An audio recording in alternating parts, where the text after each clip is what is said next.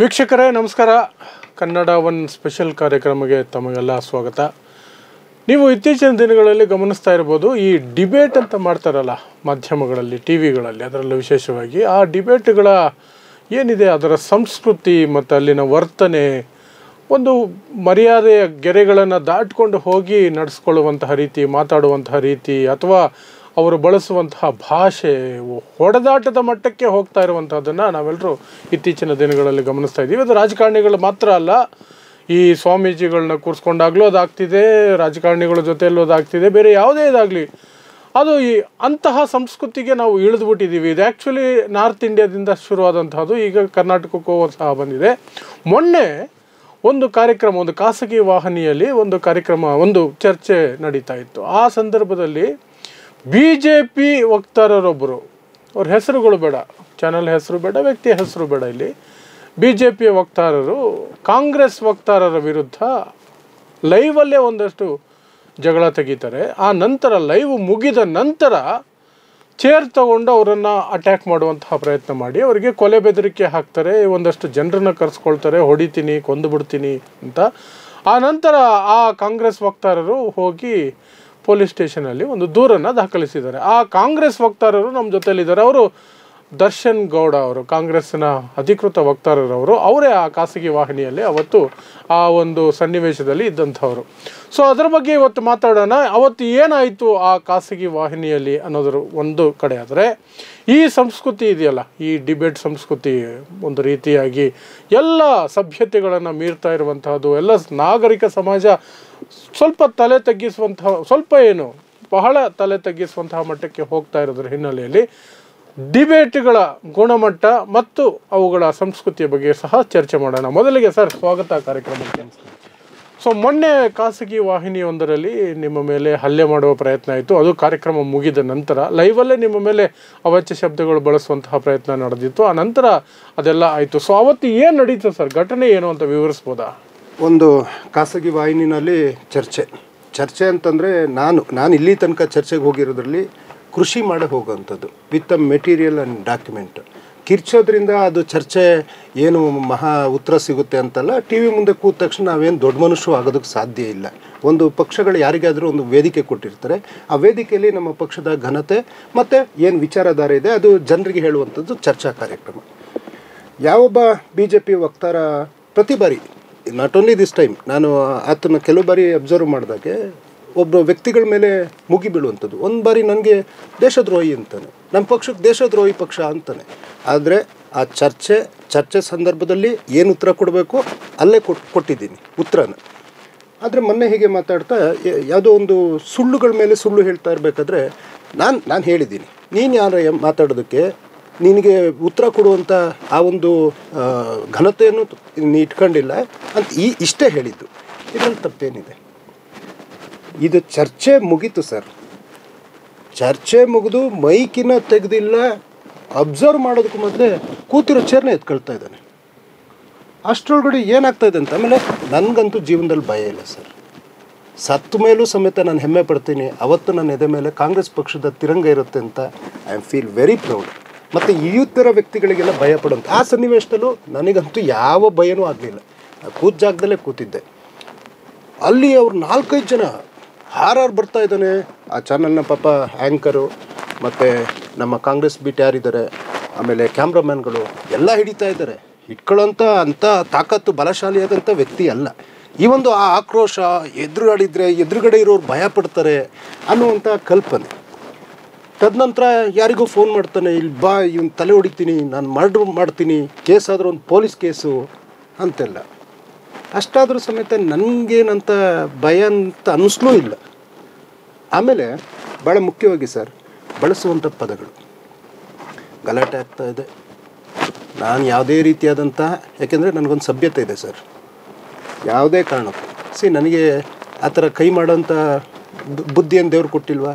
Karate ಕಲ್ತಿದ್ದೀನಿ sir, civil rifle training ಮಾಡಿದ್ದೀನಿ. ಆದರೆ ನಂದು ಆ ಸಂಸ್ಕೃತಿ ಅಲ್ಲ ಸರ್. ಭಾಳ ಮುಖ್ಯವಾಗಿ ನಾನು ತಾಳ್ಮೆ ಕಲ್ತಿದ್ದು ಪುನೀತ್ ರಾಜ್ಕುಮಾರ್ ತೀರ್ಕೊಂಡ್ರಲ್ಲ, ಆವಾಗಿಂದ ನನ್ನ ಬಾಯಿಂದ ತಪ್ಪಿ ಒಂದು ಕೆಟ್ಟ ಮಾತಾಡ್ಬೇಕು. ಆತನ ಬಾಯಲ್ಲಿ ತಾಯಿಗೆ ಬೈತಾನೆ, ವ್ಯಕ್ತಿಗತವಾಗಿ ನಿಂದಿಸ್ತಾನೆ, ಕೊಲೆ ಮಾಡ್ತೀನಿ ಅಂತ ಹೇಳ್ತಾನೆ, ಹಲ್ಲೆ ಮಾಡೋದಕ್ಕೆ ಮುಂದಾಗ್ತಾನೆ. ಬಟ್ ಪ್ರಾಮಾಣಿಕವಾಗಿ ಹೇಳ್ತಾ ಇದ್ದೀನಿ, ಇವನ್ ಚಾನಲ್ನವ್ರಿಗೂ ಗೊತ್ತು. ಐ ನೆವರ್ ಯೂಸ್ಡ್ ಒಂದು ಚಿಕ್ಕ ಪದನು ನಾ ಮಾತು ಆಡಲಿಲ್ಲ ಮತ್ತು ನಾ ಇದಕ್ಕೆ ಹೋಗಲಿಲ್ಲ. ಆಮೇಲೆ ಭಾಳ ಮುಖ್ಯವಾಗಿ ಸರ್, ಈಗ ಆ ಥರ ಒಬ್ಬ ವ್ಯಕ್ತಿ ಬರ್ತಾನೆ, ನನ್ನ ವರ್ತನೆ ಅದೇ ರೀತಿ ಆಗಿತ್ತು ಅಂದಿದ್ರೆ ಆ ಪರಿಸರ ಏನಾಗ್ತಾ ಇತ್ತು? ಈಗ ನೀವೊಂದು ಚಾನಲ್ಲಿಗೆ ಕರೆದಿದ್ದೀರ, ಹೌದು, ನೀವು ನನ್ನ ಮೇಲೆ ಏನಾದರೂ ಎದ್ರುಕೊಂಡು ಬಂದಾಗ ನಾನು ಅದೇ ರೀತಿ ಬಲ ಪ್ರದರ್ಶನ ಮಾಡೋದಕ್ಕೆ ಹೋದಾಗ ಕ್ಯಾಮ್ರಾಗಳಿರ್ತವೆ, ಲೈಟ್ ಇರ್ತವೆ, ಸಿಬ್ಬಂದಿ ಇದೆ, ಅದೊಂದು ಪ್ರೈವೇಟ್ ಸ್ಥಳ, ಅವರೊಂದು ಗೌರವದಲ್ಲಿ ಕರೆದಿರ್ತಾರೆ. ಸೊ ನನ್ನ ಬುದ್ಧಿಮತ್ತತೆ ನನಗೆ ತಿಳಿದಿರೋ ಹಾಗೆ ಅನಿಸಿದ್ದು ಬೇಡ, ಅವರ ವರ್ತನೆ ಅದು ನನ್ನಲ್ಲಿ ಸಮಾಧಾನವಾಗಿರಬೇಕು ಅಂತ ಅಲ್ಲಿಗೆ ಪ್ರೋಗ್ರಾಮ್ ಮುಗೀತು ಸರ್. Okay sir.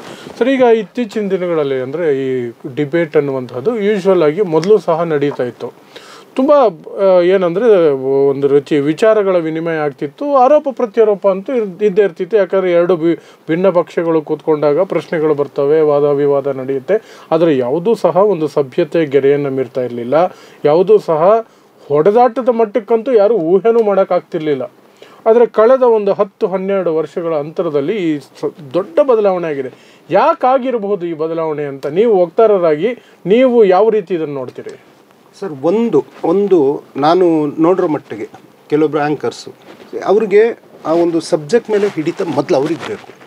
ಆಮೇಲೆ ನಾನು ಯಾವಾಗಲೂ ಅವ್ರನ್ನ ನೋಡುವಂಥ ರೀತಿ they are the judge sir. ಅವ್ರು ಯಾವ ಪಕ್ಷದ ಪರ ಇರಬಾರ್ದು. ಹೃದಯದೊಳಗಡೆ ಅವ್ರಿಗೊಂದು ಪಕ್ಷ ಇರುತ್ತೆ, ಎಲ್ಲರೂ ಮನುಷ್ಯರೇ, we are all human beings. ಆದರೆ ಆ ಸ್ಥಾನದಲ್ಲಿ ಕೂತಾಗ ನಾನು ಯಾವತ್ತು, ಈಗ ನೀವು ಕೂತಾಗ ಐ ಫೀಲ್ ಯುವರ್ ಜಡ್ಜ್. ನೀವು ಯಾವ ಪ್ರಶ್ನೆ ಕೇಳೋದಕ್ಕೂ ಅರ್ಹರಿದ್ದೀರಾ, ಅಧಿಕಾರ ಇದೆ. ಹಾಗಂತದ್ದು ಒನ್ ಸೈಡೆಡು ಆಗಿರಬಾರ್ದು. ಒಂದು. ಎರಡನೇದು, 3-4 ಪಕ್ಷದವ್ರು ಕೂತಾಗ ಒಬ್ಬ ಆ್ಯಂಕರ್ ಅನ್ನೋನು, ಮೊದಲಿಗೆ ಆ್ಯಂಕರ್ ಅನ್ನೋನು ಅಷ್ಟು ಜನನ ಕಂಟ್ರೋಲ್ ತಗೊಳ್ಳೋವಂಥ ಶಕ್ತಿ, ನೈಪುಣ್ಯತೆ ಇರಬೇಕು. ಈಗ ನಾನು ಮಾತಾಡಿದ್ರು ಅದನ್ನು ಅಷ್ಟೇ ಗಟ್ಟಿ ಧ್ವನಿಯಲ್ಲಿ ಸಮಾಧಾನ ಮಾಡಿಸುವಂಥದ್ದು. ಇನ್ನೊಬ್ಬ ಮಾತಾಡಬೇಕಾದ್ರೆ ಇದು ಇನ್ನೊಂದೇನಾಗಿದೆ ಸರ್, ಚರ್ಚೆ ವಿಚಾರ ಅಂದರೆ ಇಲ್ಲಿ ಒಂದು ಪಕ್ಷದ ಅಂಬಾಸಿಡ್ರಾಗಿ ನಾವು ಹೋಗಿದ್ದೀವಿ ಅನ್ನೋದಕ್ಕಿಂತ ನಾನು ಜೋರು ಮಾತಾಡಿದ ತಕ್ಷಣ ಅಥವಾ ಇನ್ನೊಬ್ಬ ನಾನು I always speak the truth sir. ನನಗೆ ಸತ್ಯ ಬಿಟ್ಟು, ಉದಾಹರಣೆ ನೆನ್ನೆ ಯಾವುದೋ ಒಂದು ಪ್ರಶ್ನೆ ಕೇಳಿದಾಗ ನನಗೆ ಗೊತ್ತಿಲ್ಲ, ಅದು ನಾನು ಅತಿ ಬುದ್ಧಿವಂತ ಅಂತ ತೋರಿಸ್ಕೊಳ್ಳೋದಕ್ಕೆ ನಾನು ಇನ್ನೇನೋ ಅಲ್ಲಿ ಸುಳ್ಳು ಹೇಳಿದರೆ ನನ್ನಂಥ ಶತಮೂರ್ಖ ಯಾರೂ ಇಲ್ಲ. ನಾನಲ್ಲಿ ಆ ನೇರ ಹೇಳಿದೆ, ಆ ಪ್ರಶ್ನೆಗೆ ನನ್ನ ಹತ್ರ ಉತ್ತರ ಇಲ್ಲ, ನಾನು ಇನ್ನೊಮ್ಮೆ ತಿಳ್ಕೊಂಬಂದು ಹೇಳ್ತೀನಿ ಅಂತೇಳಿ. ಆದರೆ ಕೆಲವ್ರದಲ್ಲಿ ಏನಾಗಿದೆ, ಮೋರ್ ಅಗ್ರೆಸಿವ್ ಆಗಿ ಮಾತಾಡೋದು. ಆಮೇಲೆ ಚರ್ಚೆಗಳು ರಾಜಕೀಯವಾಗಲು ನಾವು ಉದಾಹರಣೆ ತಗೊಬೇಕಾಗಿರ್ತೇನೆ. ವಿಧಾನಸೌಧದಲ್ಲಿ ಎಲ್ಲ ಪಕ್ಷದವರು ಚರ್ಚೆ ಮಾಡ್ತಾರೆ, ಏಕವಚನ ಪದ ಪ್ರಯೋಗ ಆಗ್ತದೆ, ಜೋರು ಧ್ವನಿಲೆಲ್ಲ ಗಲಾಟೆ ಆಗ್ತದೆ. ಆದರೆ ಹೊರಗಡೆ ಬರ್ತಾ ಎಲ್ಲ ಒಟ್ಟಿಗೆ ಕೂತ್ಕೊಂಡು ಊಟ ಮಾಡ್ತಾರೆ. ರಾಜಕೀಯ ಬೇರೆ, ಸ್ನೇಹ ಸಂಬಂಧಗಳು ಬೇರೆ. ಯಾರೂ ಅದನ್ನು ವೈಯಕ್ತಿಕವಾಗಿ ಕ್ಯಾರಿ ಮಾಡೋದಕ್ಕೆ ಹೋಗಲ್ಲ. ಇಲ್ಲೇನಾಗುತ್ತೆ, ಒಂದು ಚರ್ಚೆಯ ಸಂದರ್ಭದಲ್ಲಿ ವೈಯಕ್ತಿಕವಾಗಿ ಟಾರ್ಗೆಟ್ ಮಾಡುವಂಥದ್ದು, ಆಮೇಲೆ ವಿಚಾರ ಇಲ್ಲದೇ ಕಿರ್ಚುವಂಥದ್ದು ಭಾಳ ಮುಖ್ಯವಾಗಿ. ಏಕೆಂದ್ರೆ ನನಗೆ I got lot of respect ಅನ್ನ ಈವನ್ BJP ಫ್ಯೂ ವಕ್ತಾರರು, ಕೆಲವು ವಕ್ತಾರಗಳು ಅವ್ರು ಕಾಲ್ ಮಾಡಿದರು ಸರ್, ನೀವು ನಂಬಲ್ಲ, ಸೋ ಮೆನಿ BJP ವಕ್ತಾರರು ಕಾಲ್ ಮಾಡಿ, ಏನಾಯ್ತಣ್ಣ, ಯಾಕಣ್ಣ, ಭಾಳ ಬೇಜಾರಾಯಿತು. They felt guilty. ಈವನ್ ನೀವು ಕಾಲ್ ಮಾಡಿದ್ರಿ ಸರ್ ನನಗೆ ರಾತ್ರಿ 12 ಗಂಟೆನೇನೋ, ಯು ಕಾಲ್ ಮೀ ಬಿಕಾಸ್ ನಿಮಗೆ ಗೊತ್ತು ಹೂ ಐ ಆಮ್ ಅಂತೇಳಿ. ನಾವು ನಿಮ್ಮ ಹತ್ರನೂ ಚರ್ಚೆ ಮಾಡಿದ್ದೀವಿ, ಭಾಗವಹಿಸಿದ್ದೀವಿ. ಆಮೇಲೆ ನಡೆದುಕೊಂಡಂಥ ರೀತಿ ಅದೆಲ್ಲ ಅಪ್ರಿಷಿಯೇಟ್ ಮಾಡಿ. ಆದರೆ ಈ TV ಚರ್ಚೆಯಲ್ಲಿ ಸರ್, ಒಂದು ವೈಯಕ್ತಿಕವಾಗಿ ಹೋಗಬಾರ್ದು, ಇನ್ನೊಂದು ಆ ಜ್ಞಾನ ಇರಬೇಕು. ನಿಮ್ಮ ಹತ್ರ ವಿತೌಟ್ ನಾಲೆಜ್ ಇಟ್ಕೊಂಡು ಏನೋ ಬರ್ತೀನಿ, ಏನೋ ಕಿರ್ತೀನಿ. ಇನ್ನು ಕೆಲವರು ಇದ್ದಾರೆ, ಇನ್ನೂ 2-3 ಮೆಂಬರ್ಸ್ ಇದ್ದಾರೆ. ನಾವು ಡಿಬೇಟ್ ಆದಮೇಲೂ TVಯವ್ರ ಜೊತೆ ಮಾತಾಡ್ತೀವಿ, ಅವ್ರದ್ದು ಅಷ್ಟೇ ಜೋರು ಕಿರ್ಚೋದು, ಆ ಪದಗಳ ಮೇಲೆ ಹಿಡ್ತಾನೇ ಇಲ್ಲ. ಆ ರೀತಿಯಾದಂಥ ಚರ್ಚೆ ಆರೋಗ್ಯಕರ ಅಲ್ಲ. ಸಮಾಜದಲ್ಲಿ ನಾವೇನಾದರೂ ಅಂದ್ಕೊಂಡು ನಾವಿಲ್ಲಿ ಜೋರು ಮಾತಾಡಿದ ತಕ್ಷಣ ಜನ TV ಆಫ್ ಮಾಡಿ ಹೋಗ್ತಾರೆ ಸರ್. ಯಾಕೆಂದರೆ ಗಾಂಭೀರ್ಯತೆ ಇದ್ದಾಗ ಇಂಟ್ರೆಸ್ಟಾಗಿ ಅದನ್ನ ನೋಡ್ತಾರೆ, ಟಾಪಿಕ್ ನೋಡ್ತಾರೆ, ವಿಚಾರ ನೋಡ್ತಾರೆ, ಏನು ಕಂಟೆಂಟ್ ಅಂತ ನೋಡ್ತಾರೆ. ಇತಿಹಾಸದ ಗೊತ್ತಿರಬೇಕು, ನಮಗೆ ಪ್ರೆಸೆಂಟ್ ಗೊತ್ತಿರಬೇಕು, ಫ್ಯೂಚರ್ ಏನಾಗ್ಬೋದು ಅಂತ ಗೊತ್ತಿರಬೇಕು. ನಾವು ಪೇಪರ್ ಓದಬೇಕು, ನ್ಯೂಸ್ ಓದಬೇಕು. ಒಬ್ಬ ಆಟೋ ಡ್ರೈವರ್ ಹತ್ರ ನಾನು ತಿಳ್ಕೊಳ್ತೀನಿ ಸರ್, ಒಬ್ಬ ಸೆಕ್ಯೂರಿಟಿ ಗಾರ್ಡ್, ಅವನು ನನಗೆ ನಾಲೆಜ್ ಕೂಡ ರಾಯಭಾರಿ ಸರ್. ಸೆಕ್ಯೂರಿಟಿ ಗಾರ್ಡ್ ಹತ್ರ ಇವತ್ತಿಂದೆಲ್ಲ ಏನು ಬೆಲೆ ಏರಿಕೆಯಿಂದ ನಿನಗೇನಾಗಿದೆ, ಅಥವಾ ರೋಡಲ್ಲಿ ಹೋಗ್ಬೇಕಾದ್ರೆ ಸಿಗ್ತಾರೆ, ಅಥವಾ ಯಾವುದಾದ್ರು ಊರಿಗೆ ಹೋದಾಗ ಅಲ್ಲಿ ಡೆವಲಪ್ಮೆಂಟು, ಆ ಊರಿಂದು ಏನೇನು. ಪ್ರತಿಯೊಂದರಲ್ಲೂ ಕಲಿಕೆ ಅನ್ನೋದಿದ್ದಾಗ ನಾವು ಅವ್ರ ಮುಂದೆ ಹೋಗಿ ಪ್ರೆಸೆಂಟ್ ಮಾಡಬೇಕಾದ್ರೆ ಪರಿಪೂರ್ಣವಾಗಿ ಆ 1 ಅವರ್ಗೆ ಏನು ಬೇಕೋ ಅಷ್ಟು ನಾಲೆಜ್ ತಗೊಂಡೋಗಿರ್ಬೋದು. ನಾನು ಹೋಗಬೇಕಾದ್ರೆ ಸರ್, ನಂದು ವೈಯಕ್ತಿಕವಾಗಿ ಇವಾಗಲೂ ನೀವು ನನ್ನ ವೆಹಿಕಲ್ ಬಂದು ನೋಡಿದರೆ ಇಷ್ಟು ಪೇಪರ್ಸ್ಗಳಿದ್ದಾವೆ. ಒಂದೊಂದು ಟಾಪಿಕ್ ಮೇಲೆ ಒಂದೊಂದು ಪೇಪರ್ ಇಟ್ಕೊಂಡಿರ್ತೀನಿ. ಆ ಸಬ್ಜೆಕ್ಟ್ ಏನಿರುತ್ತೆ ವಿತ್ ಡಾಕ್ಯುಮೆಂಟ್ ಅಲ್ಲಿಗೆ ಹೋಗಿ ಮಾತಾಡ್ತೀನಿ. ನಾನು ನೋಡೋ ಹಾಗೆ ಆಲ್ಮೋಸ್ಟ್ ಅಲ್ಲಿ ಯಾವುದೂ ಇಲ್ಲ. ಭಾಳ ಮುಖ್ಯವಾಗಿ ಯಾರು ಆತ ಮಾತಾಡಿದ್ದ ವ್ಯಕ್ತಿ ಇದಲ್ಲ, maximum is a WhatsApp university. WhatsApp ಯೂನಿವರ್ಸಿಟಿಲಿ ಏನು ಬರ್ತದೆ ಅದನ್ನು ಹೇಳೋವಂಥದ್ದು. ಅವತ್ತಿನ ಸನ್ನಿವೇಶದಲ್ಲಿ ಯಾಕೆ GDP ವಿಚಾರ ಮಾತಾಡ್ತಾ ಇದ್ದೀನಿ ಸರ್, ನೀವು ತಿಳುವಳಿಕೆ ಉಳ್ಳವರೇ. ಇವತ್ತು ದೇಶದಲ್ಲಿ GDP ನೀತಿ ಆಯೋಗ ಹೇಳೋ ಪ್ರಕಾರ Karnataka number 1. GST we are the second largest tax pair ಇರ್ತಕ್ಕಂಥದ್ದು. ಅದನ್ನು ತಿರುಚಿ ಪಕ್ಷ ಯಾವುದಾದ್ರೇನು ಸತ್ಯ ಅಲ್ವಾ? ನಾವಿದ್ದಾಗ 3ನೇ ಸ್ಥಾನದಲ್ಲಿತ್ತು, ಇವಾಗ 6ನೇ ಸ್ಥಾನದಲ್ಲಿದೆ. ದಟ್ ಈಸ್ ದ ಲೈ. ಜನಕ್ಕೆ ಸುಳ್ಳು ಬೇಗ ಆಕರ್ಷಣೆ ಆಗಿ ಹೋಗ್ಬಿಡ್ತದೆ. ಆಮೇಲೆ TV ಮಾಧ್ಯಮನೂ ಅಷ್ಟೇ ನರೇಷನ್ ಸೆಟ್ ಮಾಡುವಂಥದ್ದು. ನೆನ್ನೆ ಯಾವುದೋ ಚಾನಲಲ್ಲಿ ಮಾತಾಡ್ತಾ ಇದ್ವಿ ಸರ್, ಸಬ್ಜೆಕ್ಟ್ ನೇಮು ಮುಸಲ್ಮಾನರಿಗೆ ಮೀಸಲಾತಿ. ನಾವು ಹೋದ ತಕ್ಷಣ ಅಂದೆ, ನೋಡಿ ಇದು ಅಲ್ಪಸಂಖ್ಯಾತರ ಮೀಸಲಾತಿ ಇರ್ತಕ್ಕಂಥದ್ದು. ಬೌದ್ಧರಿದ್ದಾರೆ, ಜೈನರಿದ್ದಾರೆ, ಸಿಖ್ರಿದ್ದಾರೆ, ಮುಸ್ಲಿಮ್ಸ್ ಇದ್ದಾರೆ. ನೀವು ಯಾಕೆ ಅಲ್ಲಿ ಜಮೀರ್ ಅಹಮದ್ ಖಾನ್ ಅವ್ರ ಫೋಟೋ ಯಾಕೆ ಹಾಕಿದ್ದೀರಾ? ಜೊತೆಗೆ ಜಾರ್ಜ್ ಅವರು ಹಾಕಿ, ಸುಧಾಕರ್ ಅವ್ರದ್ದು ಹಾಕಿ. ಬಜೆಟ್ ವಿಚಾರ, ಮುಸಲ್ಮಾನರಿಗೆ ಕಾಂಗ್ರೆಸ್ನವ್ರು ಬಜೆಟ್ ಕೊಟ್ಟರು. ನನ್ನ ಹತ್ರ ಪೇಪರ್ ಇದೆ, 2700 ಕೋಟಿ ರೂಪಾಯಿ BJP ಅವರು ಕೊಟ್ಟಿದ್ದಾರೆ. ಅದೇ ವಕ್ಫ್ ಬೋರ್ಡ್ ರಕ್ಷಣೆಗೆ ಕೊಟ್ಟಿದ್ದಾರೆ, ಅದೇ ಕಬ್ರಸ್ತಾನಕ್ಕೆ ಕೊಟ್ಟಿದ್ದಾರೆ, ಅದೇ ಮುಸ್ಲಿಂ ಮಕ್ಕಳ ಶಿಕ್ಷಣಕ್ಕೆ ಕೊಟ್ಟಿದ್ದಾರೆ, ವಸತಿ ನಿಲಯಗಳಿಗೆ ಕೊಟ್ಟಿದ್ದಾರೆ. ಒಂದು ಥರ ನೆರೇಷನ್ನ ನೆಗೆಟಿವಾಗಿ ಸೆಟ್ ಮಾಡೋದು. ಅದಕ್ಕೆ ತಕ್ಕಂತೆ ಈ ವಾಟ್ಸಪ್ ಯೂನಿವರ್ಸಿಟಿ ಹೀರೋಗಳು ಬಂದ್ಬಿಟ್ಟು ಅದಕ್ಕೆ ಕೌಂಟ್ರ್ ಕೊಡೋ ಥರ ಏನು ಅವ್ರ ಪಕ್ಷದಲ್ಲಿ ಏನೂ ತುಷ್ಟೀಕರಣ ಮಾಡಿಲ್ಲ ಅನ್ನುವಂಥದ್ದು ಅದು ಆಗ್ತಾ ಮತ್ತು ಯಾವುದೇ ಚರ್ಚೆ ಆದರೂ ಆರೋಗ್ಯಕರ ಇದ್ದರೆ ಭಾಳ ಒಳ್ಳೇದು ಸರ್. ಹೌದು ಸರ್. ಈಗ ವಿಷಯಕ್ಕೆ ನಿಂತ್ಕೊಳ್ಳೋದಾದರೆ ನಾವು ಒಂದು ಚರ್ಚೆಗೆ ಹೋಗಬೇಕು, ಒಂದು ಡಿಬೇಟ್ಗೆ ಹೋಗಬೇಕು ಅಂದಾಗ ಪ್ರತಿ ಪಕ್ಷದ ಕಡೆಯಿಂದ ನಾಮಿನೇಟ್ ಮಾಡಿರ್ತಾರೆ ಅಥವಾ ಅದಕ್ಕೆ ಅಂತ ಆಯ್ಕೆ ಮಾಡಿಟ್ಟಂಥ ವಕ್ತಾರಿರ್ತಾರೆ.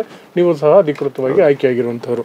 ಸೊ ಪಕ್ಷದ ಕಡೆಯಿಂದ ಏನಾದರೂ ಒಂದು ಟ್ರೈನಿಂಗ್ ಪ್ರೋಗ್ರಾಮು ಆ ರೀತಿಯಾದಂಥದ್ದು ಕಾಂಗ್ರೆಸ್ ಪಕ್ಷದಲ್ಲಾದರೂ ಇದೆಯಾ? ರಾಜಕೀಯ ಪಕ್ಷಗಳು ಆ ರೀತಿ ಏನಾದರೂ ಮಾಡ್ತಿದ್ದಾವೆ ವಕ್ತಾರರಿಗೆ? ನೋಡ್ರಪ್ಪ, ಇದು ಈ ರೀತಿ ಮಾತಾಡಬೇಕು, ಈ ರೀತಿ ವಿಚಾರ ಮಂಡನೆ ಮಾಡಬೇಕು, ಈ ರೀತಿಯಾಗಿ ನಡ್ಕೋಬೇಕು ಅನ್ನೋದ್ರ ಬಗ್ಗೆ ಏನಾದರೂ ಇದೆಯಾ? ಸರ್, ನಾನಂತೂ I am A luckiest person actually ಈ ವಿಚಾರದಲ್ಲಿ.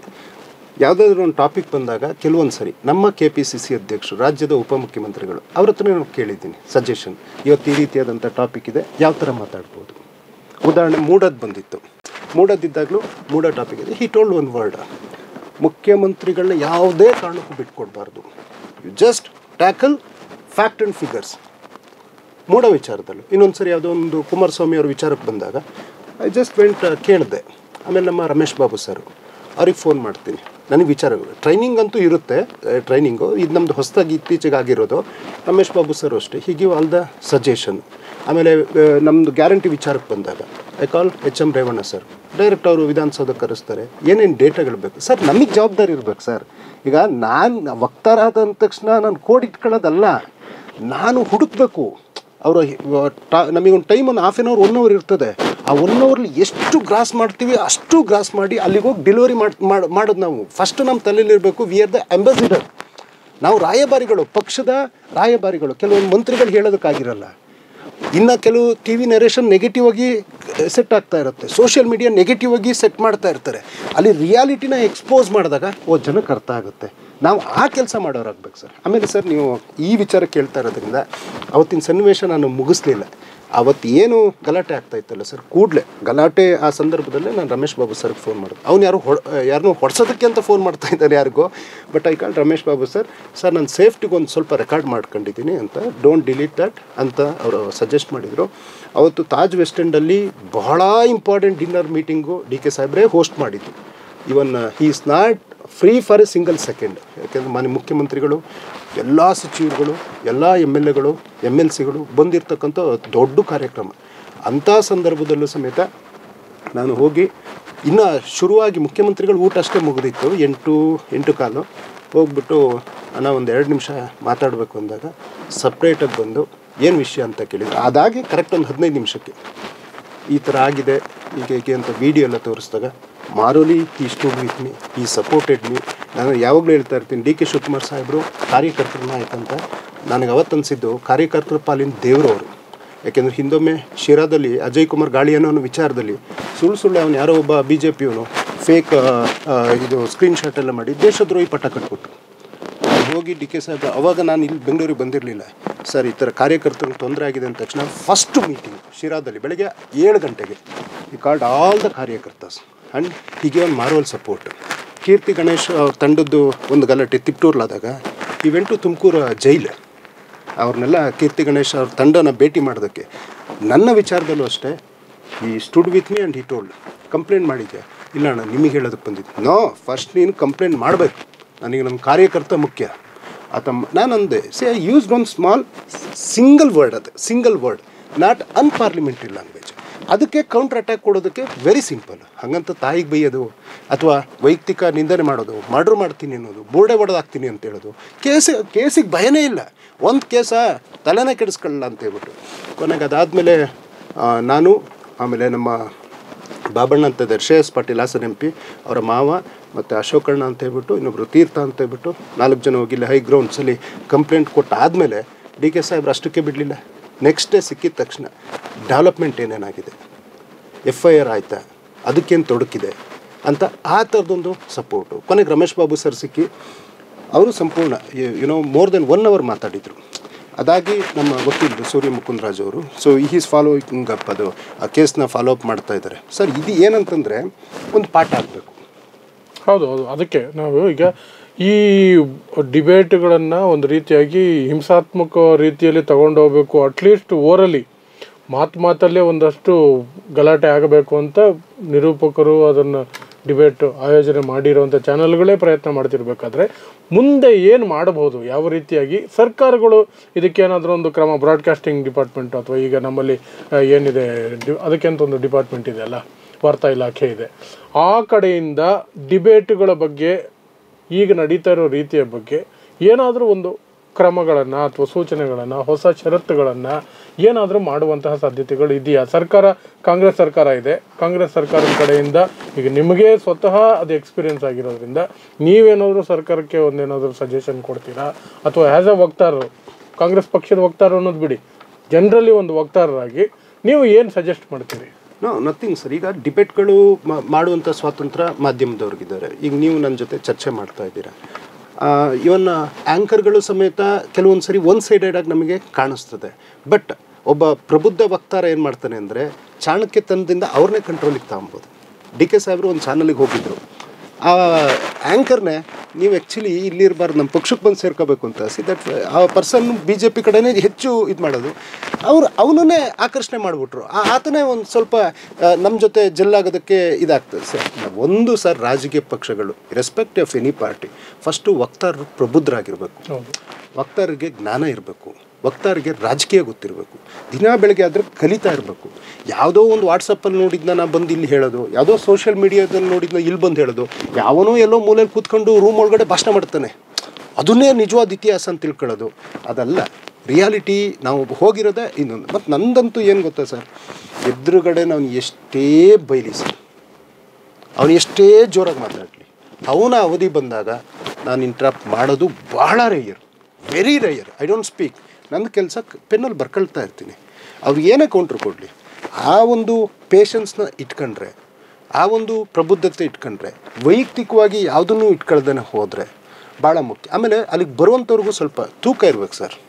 ಸಮಾಜದಲ್ಲಿ ಏನಾದರೂ ಕೊಡುಗೆ ಕೊಟ್ಟಿರಬೇಕು. ಉದಾಹರಣೆ, ನೀವು ನಂದನ್ನು ಕೇಳೋದಕ್ಕೆ ಹೋದರೆ, ಕೊಡಗಲ್ಲಿ ಗುಡ್ಡ ಕುಸ್ತಾ ಎಲ್ಲ ಆದಾಗ ರೋಡಲ್ಲಿ ಹೋಗಿ ಮೈಕಲ್ಲಿ ಅನೌನ್ಸ್ ಮಾಡಿ 1 ಲಾರಿ ಲೋಡಷ್ಟು ಫುಡ್ಡು, ಅವ್ರಿಗೆ ಬೇಕಾಗಿರೋ ಬಟ್ಟೆ, ಮತ್ತಿನ್ನೊಂದು ನಾರ್ತ್ ಕರ್ನಾಟಕ ಫ್ಲಡ್ ಆದಾಗ ನಮ್ಮ ಫ್ರೆಂಡು ನಾನು ಒಂದು 10 ಪೌಂಡ್ ಬ್ರೆಡ್ ಕಳ್ಸೋಣ ಅಂತಂದು, ಇಲ್ಲ ಹೋಗೋಣ ಜನರ ಬಳಿಗೆ ಅಂತೇಳಿ ಡಿಸೈಡ್ ಮಾಡಿ ರೋಣ ಮತ್ತು ಗದಗು ಮತ್ತು ಸಂಡೂರು ಅಂತ ಕಾಣಿಸ್ತದೆ 2 ಲಾರಿ ಲೋಡು. ಕಾಶ್ಮೀರದಲ್ಲಿ ಫ್ಲಡ್ ಬಂದಾಗ ನಮ್ಮ ಸ್ನೇಹಿತರು 4-5 ಜನ ಸ್ನೇಹಿತರು, ನಾವೇನಾದ್ರು ಕಾಂಟ್ರಿಬ್ಯೂಟ್ ಮಾಡೋದಲ್ಲ, ತಗೊಳ್ಳೋಣ ಡಬ್ಬನ ಇಟ್ಕೊಂಡು ಹೋಗೋಣ. ಸುಮಾರು 39,000 ನಾವು ಪ್ಲ್ಯಾನ್ ಮಾಡಿದರೆ ಆಗ್ತದೆ. ಸೋಷಿಯಲ್ ವರ್ಕು ಅಥವಾ ವಿಜಯ ಪ್ರಕಾಶ್ ಇವೆಂಟು ದೇಶದ ಸೈನಿಕರಿಗೆ ಡೆಡಿಕೇಟ್ ಮಾಡಿರೋ ಅಂಥ ಒಂದು ಎಕ್ಸ್ಪೀರಿಯೆನ್ಸು. ಸುಮಾರು ಒಂದು 4,000 ಜನರು ಜೀವ ಉಳಿಸಿದ್ದೀನಿ ಸರ್. ಪ್ರಮೋದ್ ಮುತಾಲಿಕ್ ಅವರೆಲ್ಲ ಈ ಪ್ರೇಮಿಗಳ ದಿನ ಏನು ಮಾಡೋರು ಅಂದರೆ ಮದುವೆ ಮಾಡ್ಸೋಕೆ ಹೋಗೋರು. ನನ್ನ ತಲೆಯಲ್ಲಿ let me think something different. ಆವಾಗ ಏನು, for your true love donate the blood save the life ಅಂತ ಒಂದು ಫೆಬ್ರವರಿ 14ಕ್ಕೆ ಶುರು ಮಾಡಿದ್ದು. ಕೊನೆಗೆ ಅದು ಲಿಮ್ಕಾ ರೆಕಾರ್ಡ್ ತನಕ. ನನ್ನ ಉದ್ದೇಶ ರೆಕಾರ್ಡ್ ಮಾಡೋದು ಇಂಪಾರ್ಟೆಂಟ್ ಅಲ್ಲ, 1 ಯೂನಿಟಲ್ಲಿ 3 ಜನರು ಜೀವ ಉಳಿಸ್ಬೋದು. ಸುಮಾರು ಒಂದು 5 ವರ್ಷ. ನಾವು ಫಸ್ಟು ನಾವು ಒಂದು ಯಾವ್ದಾದ್ರು ತೊಡಗಿರಬೇಕು, ರಾಜಕೀಯ ಕಾರ್ಯಗಳಲ್ಲೂ ತಿಳ್ಕೊಂಡಿರಬೇಕು, ಆಮೇಲೆ ಸಾಮಾಜಿಕ ಚಟುವಟಿಕೆಗಳಲ್ಲೂ ಅರಿವಿರಬೇಕು, ಆಮೇಲೆ ಶಿಕ್ಷಣ ಅನ್ನೋದು ಭಾಳ ಮುಖ್ಯ ಸರ್. ಕೆಲವ್ರು ಬರ್ತಾರೆ ಅವ್ರಿಗೆ ಎಜುಕೇಷನ್ ಏನು ಅನ್ನೋದೇ ಗೊತ್ತಿಲ್ಲ. ಆ ಬಿಹೇವಿಯರ್ಸು, ಒಂದು ಶಿಕ್ಷಣ, ಒಂದು ಸಮಾಜ ಸೇವೆ, ಒಂದು ರಾಜಕೀಯ ಕೃಷಿ, ಇನ್ನೊಂದು ಹೋರಾಟದ ಹಿನ್ನೆಲೆ, ಇನ್ನೊಂದು ಕಲಿಕೆ ಅನ್ನುವಂಥದ್ದಿದ್ದಾಗ ಆ ಬ್ಯೂಟಿಫುಲ್ಲಾಗಿ ಆ ಡಿಬೇಟ್ ಬರ್ತದೆ ಸರ್. ನಾನಂತೂ ಮೊದಲೇ ಹೇಳಿದೆ, ಆಮೇಲೆ ಲಕ್ಕಿ ಫೆಲೋ ಅಂತ ಡಿ.ಕೆ. ಶಿವಕುಮಾರ್ ಸಾಹೇಬರು, ನಾನು ಯಾರಿಗೂ ನನ್ನದನ್ನು ಪ್ರಚಾರಕ್ಕೆ ಇಟ್ಕೊಂಡಿಲ್ಲ ಸರ್. ನಾನು ಇವತ್ತಿನ ತನಕ ನನ್ನ ಡಿಬೇಟ್ ಕಳಿಸಿದರೆ ಅದು ಒಬ್ಬರಿಗೆ, ಮಾನ್ಯ ಡಿ.ಕೆ. ಶಿವಕುಮಾರ್ ಸಾಹೇಬರಿಗೆ. ಅವರು ನೋಡಿ ಅದಿಷ್ಟ ಆದಾಗ ಪ್ರತಿ ಬಾರಿ ತುಂಬ ಚೆನ್ನಾಗಿ ಮಾತಾಡಿದ್ವಿ ಅಂತ ಅಪ್ರಿಷಿಯೇಟ್ ಮಾಡಿ ಬೆಂಟ್ ತಟ್ಟಿದ್ದಾರೆ. ಇಂಥ ನಾಯಕರು ಇರಬೇಕಾದ್ರೆ ನನಗೆ is like an encyclopedia, is like my political university. ಆಮೇಲೆ ಈ ಘಟನೆ ಆದಾಗಲೂ ಸಮೇತ ಕಾರ್ಯಕರ್ತರು ಧ್ವನಿಯಾಗಿ ಅವ್ರು ನಿಂತ್ಕೊಂಡ್ರಲ್ಲ, so I feel very proud. ನನಗೆ ಇದಕ್ಕಿಂತ ಹಾನರ್ ಇನ್ನೊಂದೇನು ಬೇಕು ಸರ್. ಆದರೆ ಚರ್ಚಾ ವಿಚಾರಗಳಲ್ಲಿ ಪ್ರಬುದ್ಧತೆ ಇರಬೇಕು, ಪ್ರಬುದ್ಧರನ್ನೇ ಕಳಿಸ್ಬೇಕು, ವಿಚಾರ ತಿಳ್ಕೊಂಡಿರೋರನ್ನೇ ಕಳಿಸ್ಬೇಕು. ಕೂಗೋರ್ನ ನೀವು ಕಳಿಸಿದ್ರೆ ತಕ್ಷಣ ನಾನಂತೂ ಈ ಟಿಲ್ ಟುಡೇ ಸರ್ ನನ್ನ ಪಕ್ಷ ತಲೆ ತಗ್ಗಿಸುವಂಥ ರೀತಿಯಾದಂಥ ಡಿಬೇಟನ್ನು ಇವತ್ತಿನ ತನಕ ಮಾಡಿಲ್ಲ. 5-6 ಆ್ಯಂಕರ್ ಆದರೂ ಸರ್ ಇವತ್ತಿನ ಡಿಬೇಟ್ ತುಂಬ ಚೆನ್ನಾಗಿತ್ತು. ಆ್ಯಂಕರ್ ಬೇಡ ಸರ್, ವಿಪಕ್ಷದವರು ಅಣ್ಣ ಇವತ್ತು ಸಕ್ಕ ಚೆನ್ನಾಗಿ ಮಾತಾಡಿದೆ, ವೆರಿ ಗುಡ್ ಸಬ್ಜೆಕ್ಟ್ ಇತ್ತು ಅಂತ. ಅದಕ್ಕಿಂತ ಇನ್ನೇನು ಬೇಕು ಸರ್, ನಾವು ಹೋದ್ಮೇಲೆ ಅಲ್ಲಿ ಗೌರವಘನತೆ ಕಾಪಾಡಿ ಬರ್ಬೇಕಷ್ಟೇ. Okay sir. ಸೊ ಇದಿಷ್ಟು ಮೊನ್ನೆ ನಡೆದಂತಹ ಒಂದು ಖಾಸಗಿ ವಾಹಿನಿಯಲ್ಲಿ ನಡೆದಂತಹ ಘಟನೆಯ ವಿವರಗಳು, ಪ್ಲಸ್ ವಕ್ತಾರರು ಅಂದರೆ ಏನು, ಇತ್ತೀಚಿನ ಚರ್ಚೆಗಳಲ್ಲಿ ಯಾವ ರೀತಿಯಾದಂತಹ ವಾತಾವರಣವನ್ನು ನಾವು ನೋಡ್ತಾ ಇದ್ದೀವಿ, ಅದು ಸರಿನಾ, ಯಾವ ರೀತಿಯಲ್ಲಿ ನಾವು ಅದನ್ನು ಸರಿದೂಗಿಸ್ಕೊಂಡು ಹೋಗಬಹುದು ಅನ್ನಬಹುದಾದಂಥ ವಿಚಾರದಲ್ಲಿ ನಮ್ಮ ಸಣ್ಣ ಒಂದು ಸ್ಪೆಷಲ್ ಕಾರ್ಯಕ್ರಮ ಆಗಿತ್ತು ಸರ್. ಈ ಕಾರ್ಯಕ್ರಮಕ್ಕೆ ಬಂದಿದ್ದಕ್ಕೆ ತಮಗೆ ಅವಕಾಶ ಕೊಟ್ಟಿದ್ದಕ್ಕೆ ನಿಮಗೆ ಧನ್ಯವಾದ sir. Thank you sir, very much sir. So ನಾನು ಮತ್ತೆ ಹೇಳ್ತೀನಿ, ಒಂದು ಡಿಬೇಟ್ ಅನ್ನುವಂಥದ್ದು ಆ್ಯಕ್ಚುಲಿ ಜನರಿಗೆ ಅಥವಾ ಜನರ ಮನಸ್ಸಲ್ಲಿರಬಹುದಾದಂತಹ ಸಾಕಷ್ಟು ವಿಚಾರಗಳಿಗೆ ಒಂದು ವಿವರಣೆಯನ್ನು ಕೊಡಬಹುದಾದಂಥಕ್ಕೆ ಇರೋದಕ್ಕೆ ಪಕ್ಷಗಳಿಗಿರುವ ಒಂದು ವೇದಿಕೆ. ಅಲ್ಲಿ ಪರ ವಿರೋಧ ಎರಡೂ ಕಡೆ ಚರ್ಚೆ ಆದಾಗ ಜನರಿಗೆ ಒಂದು ನಿರ್ಧಾರಕ್ಕೆ ಬರೋದಕ್ಕೆ ಅಥವಾ ಒಂದು ವಿಚಾರವನ್ನು ಅರ್ಥ ಮಾಡ್ಕೊಳ್ಳೋದಕ್ಕೆ ಅನುಕೂಲ ಆಗುತ್ತೆ. ಆದರೆ ಇತ್ತೀಚೆಗೆ 1 ಗಂಟೆ ಚರ್ಚೆ, 1 ಗಂಟೆ ಡಿಬೇಟ್ ಅಂದರೆ ಅದರಲ್ಲಿ 45 ನಿಮಿಷ ಆ್ಯಂಕರು ಅಥವಾ ನಿರೂಪಕರ ಕೆಲಸ ಏನಂದರೆ ಸರ್ ಸುಮ್ಮನಿರಿ ಸರ್, ಸುಮ್ಮನಿರಿ ಸರ್, ಸುಮ್ಮನಿರಿ ಸರ್ ಅನ್ನೋದ್ರಲ್ಲೇ ಕಳೆದೋಗೋದ್ರಿಂದ ಆಲ್ಮೋಸ್ಟ್ ಲೈಕ್ ಪಾರ್ಲಿಮೆಂಟ್ ಥರನೇ ಆಗ್ತಿದೆ. ಚರ್ಚೆಗಳಿಗೆ ಅಲ್ಲಿ ವಿಚಾರಗಳು ಬರೋದಕ್ಕೆ ಬದಲಾಗಿ ಘರ್ಷಣೆಗಳಲ್ಲೇ ಸಮಯ ಕಳೀತಾ ಇರುವಂಥದ್ದು. ಅದು ನಿಜವಾಗ್ಲೂ ಸಹ ಒಂದು ಸಂಕಟದ ಪರಿಸ್ಥಿತಿ ಅಂತಲೇ ಹೇಳಬೇಕು. ಜನರಿಗೆ ಏನು ತಲುಪಬೇಕು ಅದು ತಲುಪ್ತಾ ಇಲ್ಲ.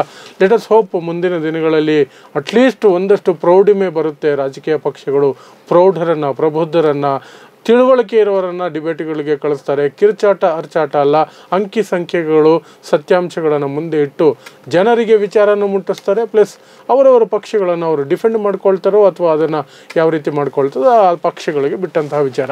ಸೊ ಇದು ಇವತ್ತಿನ ವಿಶೇಷ ಕಾರ್ಯಕ್ರಮ. ನೋಡ್ತಾ ಇರಿ ಸಮಾಜಕ್ಕಾಗಿ ಕನ್ನಡ 1 ನ್ಯೂಸ್. ನಮಸ್ಕಾರ.